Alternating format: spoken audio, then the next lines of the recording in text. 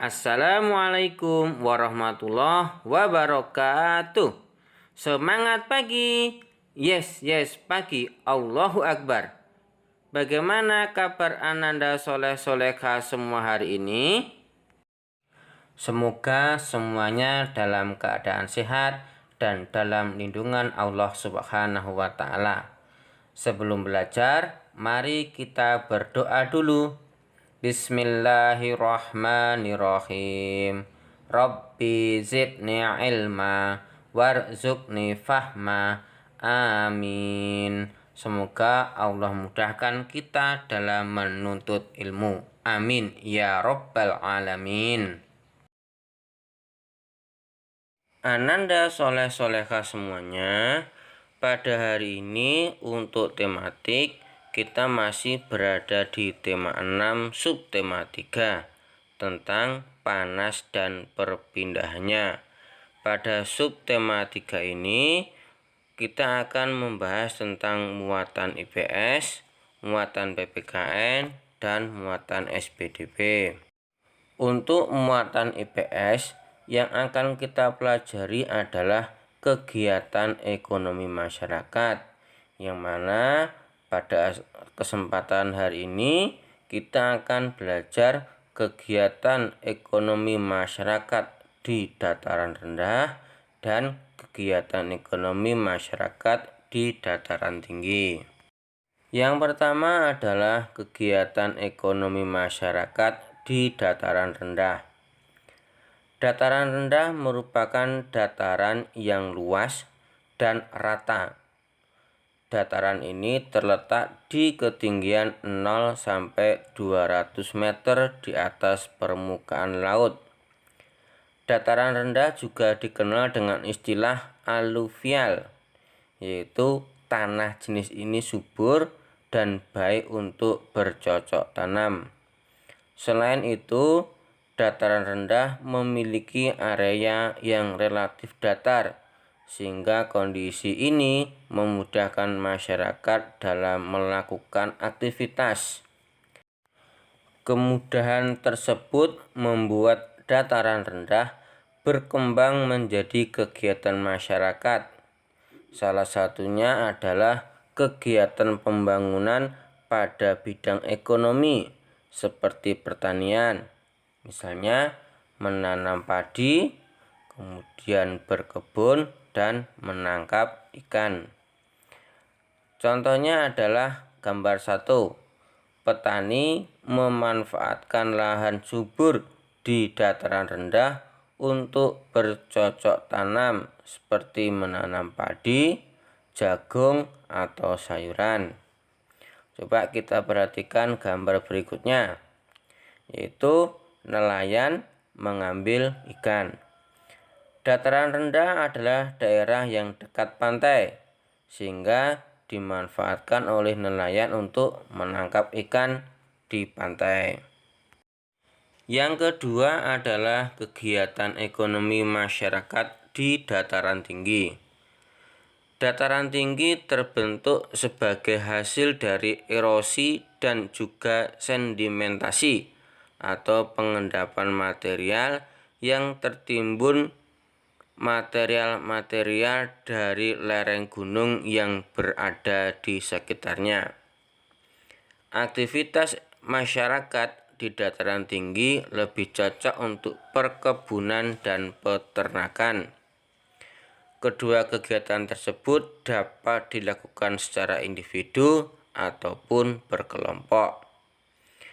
Misalnya adalah perkebunan teh, perkebunan tembakau, dan perkebunan kopi. Kenapa di dataran tinggi cocok untuk perkebunan? Karena di dataran tinggi biasanya memiliki suhu yang lebih dingin dibandingkan dengan suhu yang berada di dataran rendah. Berikutnya kita akan masuk pada muatan PPKN tentang penerapan tanggung jawab, baik di sekolah maupun di masyarakat. Yang pertama adalah menjelaskan akibat tidak adanya penerapan tanggung jawab di masyarakat. Orang yang bertanggung jawab akan lebih mudah dipercaya dan dihormati oleh masyarakat. Akan tetapi, sebaliknya, jika seseorang tidak menerapkan tanggung jawab di tengah masyarakat, dapat menimbulkan beberapa akibat. Misalnya sebagai berikut. Yang pertama, tidak dipercaya dan tidak dihormati oleh masyarakat. Yang kedua, menimbulkan kerusakan di lingkungan sekitar. Dan yang ketiga, membuat hubungan sosial dengan masyarakat menjadi tidak baik. Salah satu contoh perilaku tidak bertanggung jawab misalnya adalah ronda malam. Seharusnya ronda malam, tetapi tidak melaksanakan ronda malam, maka bisa jadi akan terjadi kejahatan. Misalnya pencurian, perampokan, dan sebagainya. Yang kedua, menjelaskan akibat tidak adanya penerapan tanggung jawab di sekolah.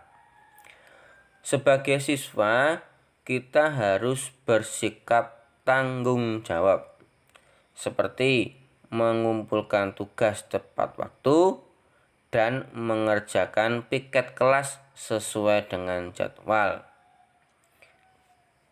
Jika tanggung jawab tidak diterapkan dengan baik, maka hal tersebut akan menimbulkan beberapa akibat. Misalnya, kelas menjadi kotor, kemudian mendapat teguran dari guru karena tidak mengumpulkan tugas tepat pada waktunya. Dan apabila sebagai siswa tidak bertanggung jawab, maka akan dijauhi atau tidak dihormati oleh teman. Akibatnya temannya hanya sedikit karena jarang yang mau berteman dengannya. Dan yang ketiga, menjelaskan tanggung jawab sebagai siswa dan warga negara. Seseorang yang melaksanakan tugas dengan tanggung jawab biasanya melakukannya tanpa menunda-nunda tugas tersebut. Menunda-nunda tugas yang diberikan dapat berakibat pada terganggunya hak orang lain. Berikut adalah hal-hal yang dapat menjaga kita agar menjadi orang yang bertanggung jawab. Yang pertama, memahami tugas dan kewajiban diri sendiri. Yang kedua, melaksanakan tugas dengan disiplin dan tanpa menunda-nunda waktu. Yang ketiga, tidak mencari-cari alasan saat diminta untuk menyelesaikan tugas, kecuali sakit atau ada keperluan mendesak.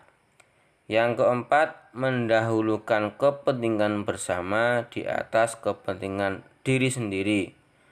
Dan yang kelima adalah menghormati hak-hak orang lain.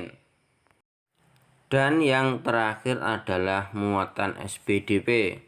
Untuk muatan SPDP, kita akan belajar tentang menjelaskan gambar cerita. Ananda soleh semuanya masih ingat kan teknik pewarnaan dalam pembuatan gambar cerita? Ya, teknik pewarnaan dalam pembuatan gambar cerita dibedakan menjadi dua. Yang pertama adalah teknik basah dan yang kedua teknik kering. Teknik basah, contoh pewarna yang menggunakan teknik basah adalah cat air.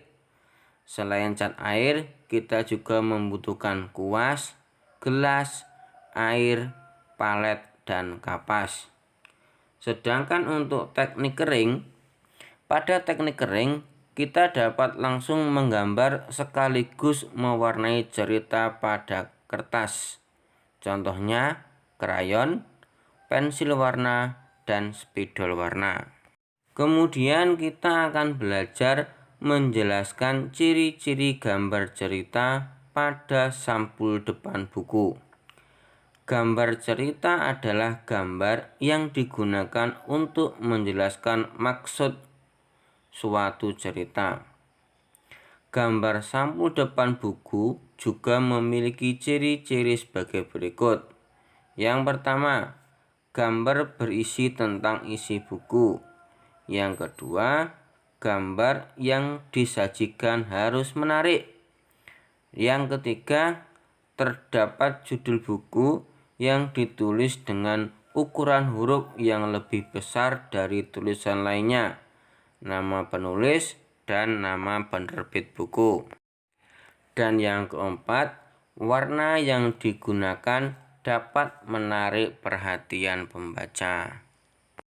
Perhatikan gambar sampul buku berikut. Gambar tersebut termasuk gambar cerita yang ada pada sampul depan buku. Gambar tersebut berisi ilustrasi dua orang anak sedang mendengarkan musik dari telepon genggam dan alat pemutar musik. Dan gambar tersebut menunjukkan kemajuan zaman dalam menggunakan alat komunikasi digital. Berikutnya adalah menjelaskan makna pada gambar cerita. Perhatikan gambar di samping ya Ananda. Gambar tersebut bercerita tentang kenampakan alam berupa pantai yang indah. Pantai dimanfaatkan sebagai tempat untuk berwisata. Pada gambar tersebut tampak sekeluarga yang terdiri dari atas ayah, ibu, dan dua orang anak sedang menikmati bekal di pantai sambil menikmati indahnya suasana pantai. Bagaimana Ananda? Sudah paham materi tematik yang kita pelajari hari ini? Ya, kalau belum paham betul, Ananda soleh-soleha semuanya bisa mengulang-ulang kembali video materi pembelajaran yang kita pelajari hari ini.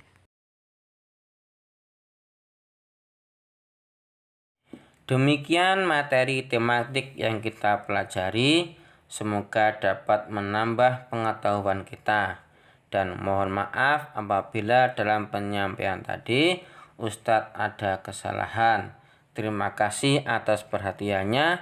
Tetap semangat, tetap patuhi protokol kesehatan, dan assalamualaikum warahmatullahi wabarakatuh.